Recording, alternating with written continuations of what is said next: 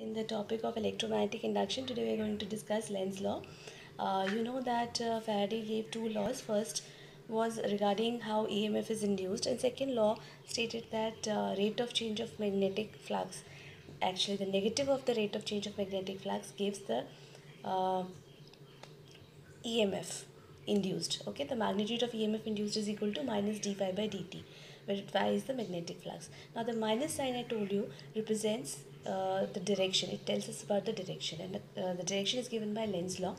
And according to Lenz's law, the EMF which is induced, okay, according to Lenz's law, the EMF or the induced current are in such a way, they are induced in such a way, the direction is such that it will opposes its own cause.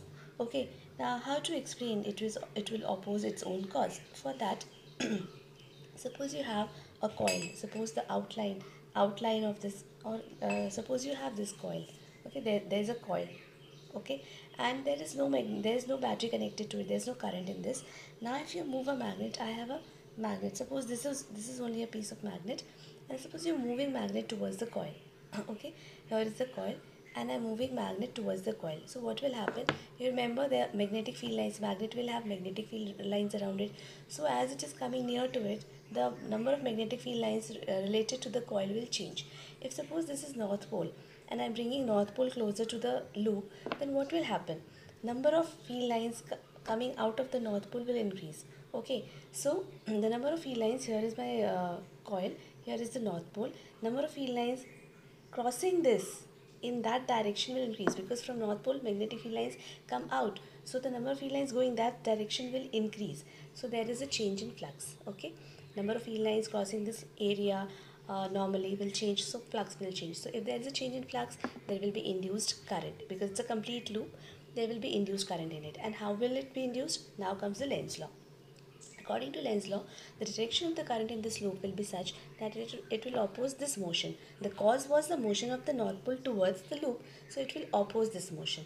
Now, what can oppose a North Pole? Only a North Pole. So, the direction of induced current in this coil, from when I look it from this side, it will be such that it will itself act as a North Pole. Then only it can repel a North Pole. And you know that for North Pole, for a loop to behave like a North Pole, the current should be in anti-clockwise direction. So from here, if we look from this side, the current in this loop, induced current in this loop, is a anti-clockwise direction current. But if on the same time, if you're standing here and you're looking from this side, it will appear opposite. It will appear from this side it was anti-clockwise, so from this side it will be clockwise. Okay, I hope this is clear to you. Now the concept, this was just a loop. Okay, so if I just keep this magnet close to it and I'm not moving, then the number of field lines crossing this loop is constant. Okay, the flux is constant. There's no change in flux. So if there's no change in flux, there won't be any induced current or EMF. Okay, now here it was a closed loop, so you had an induced current. But if it is not a closed loop, there's a cut in the loop, then what will happen? Then EMF will be generated. Okay, but the motion of charge will be there initially. Okay, then only EMF will be generated. So for that, let us see. Okay, I'll show you this. Suppose you have a loop. Okay, this way is the loop. So here is the cut. This is plate A and this is plate B. Alright, now we are bringing North Pole of a bar magnet close from this side. If you're bringing North Pole from this side, what will happen? If you're bringing North Pole from this side, what will happen? Okay, so just now I told you that the charges will move in such a way that it will oppose its own cause. So according to that, we got that when North Pole is coming to closer to the loop, then the North Pole current will be induced in such a way that North Pole is only trying to will be induced here. So the current in this loop will be North Pole may it is anti-clockwise, right? So current will move in this way. Okay, from A to B. That means electrons are moving from B to A.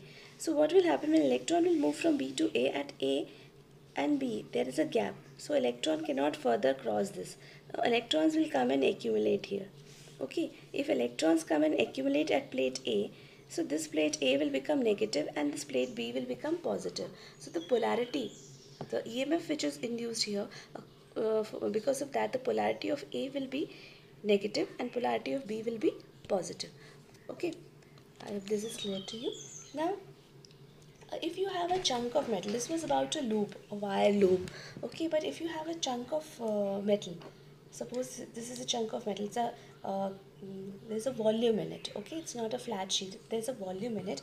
So when you have a volume in it, then what happens then, and if you keep it inside a changing variable magnetic field, so what will happen, the number of field lines passing through this will change, flux will change, and if flux changes, then there will be EMF induced, or a induced current will be there. Here we have induced current, and in a metal chunk, when current is induced, that current is called eddy current. A different name is given to it, eddy current. And the path, now how it will flow, in wire we know that in the wire only it will flow, but here it's not a wire, it's a chunk of metal, so everywhere it can flow, anywhere it can flow inside it. It will flow in the least resistance path. Eddy current is also an electromagnetic current, induced current, okay, and so it will follow a least resistance path inside it. Now what will, so if it is induced current, then its direction will also be same as the Lenz law, so it will oppose its own cause. Now I'll show you an activity. Here I have few material with me, I mean few rods, tubes. These are actually tubes, hollow tubes, okay. This is a plastic PVC pipe tube. They are almost of same length, and this is a copper wire wound, okay, copper wire wound on tube. This is also hollow from inside, okay. This is a copper tube of same length, and this is aluminium tube of same length. These are metal, okay, and this is wire of copper. Wire is also metal, and this is a pure plastic pipe. And then I have with me a magnet, a neodymium magnet. Okay, I have a neodymium magnet with me. Okay, now children, you see, if there will be a noise will come to you. If I suppose I'm putting the magnet here, I'll start, and then you will hear a sound. When it touches this table, there will be a sound. You heard the sound? Okay, so here I leave it, and here is the sound. So it was very instant. The magnet, because of its weight, it fell down due to gravity.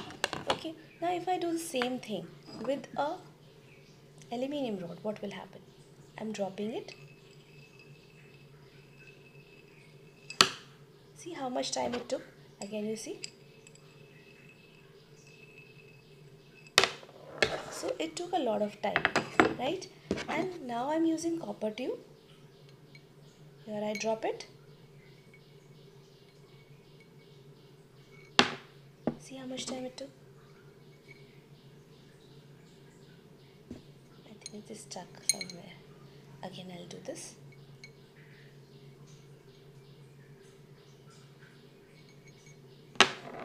So it took how much time it took you?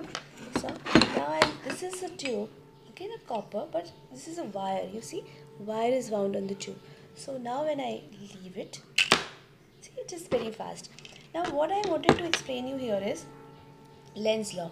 So when I used a PVC pipe, there was just gravity and it fell down because of the gravity. But when I used an aluminium pipe or a copper pipe, then also there was gravity. But what happened in these two cases? In these two cases, apart from gravity, there was something which was opposing the motion of the neodymium magnet. And we know that Lenz law, according to Lenz law, the current induced will be such that it will oppose its own cause. So in this case, it is not a wire.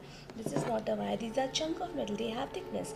So eddy current was induced, and eddy current, again, you know, it's an induced current. So the direction of the eddy current was such that it was opposing the motion of the neodymium magnet, because motion of neodymium magnet was was the cause of induced current. So therefore the induced current was induced in a way, its direction was such that it will oppose the motion of the neodymium magnet, and so it took a long time to fall on the ground. Again, you see, here I dropped and it took so much time. But when I took this here, this is also copper, but this is not a chunk of copper, this is wire. Okay, so in wire what happens, you see, it did not take much time. That means here also current will be induced. So this induced current in a wire, we don't call it eddy current. This induced wire, because they are not in a local loop. Okay, here the current will be in the wire, and you see my wire was open. It was open. The two ends of the wire were open. Okay, so basically eddy current will be only when the induced current will be there when the loop is closed. The loop was not closed, and even if I close the loop, now I'll close the loop. I'll connect these two. Now this is connect. Now you see what will happen. Still it did not take that much time. Why? Then now here induced current must be there, but it did not take much time. Why? Because its value is very less and it is not sufficient to oppose the motion of the magnet. Why its value is very less? So here there are no local loops. Least resistance path is not there. The path is fixed. The current has to be induced in this wire and its length is too long. So if its length is too long, because a large number of wound is there, so if its length is too long, then what will happen? Its resistance will be more. The resistance offered to the eddy current, induced current, will be more, and so its value will be less. But in case of the copper tube, the least resistance path will be followed by the electrons. Okay, so induced current will be follow least resistance path, and because it will follow least resistance path, its resistance offered to the path of the electron will not be much, and so the value of eddy current will be more. Okay, so I hope eddy current is also induced current, and induced current, how to find the direction. There is one more way of finding direction. If suppose you have a straight conductor, okay, if you have a straight conductor, suppose you have this only is a straight conductor. Consider this to be a straight conductor, a wire. Okay. Now, if it is moving in a magnetic field region, suppose magnetic field region is from my right side to left side. That is the direction of the magnetic field. Okay.